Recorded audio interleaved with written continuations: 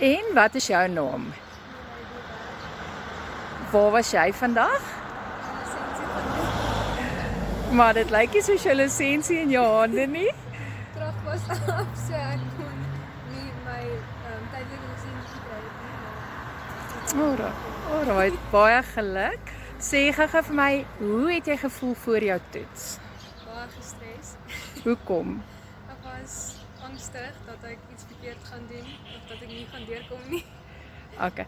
En na die tyd, sê vir my, dink jy dit was nodig om so gestres te wees?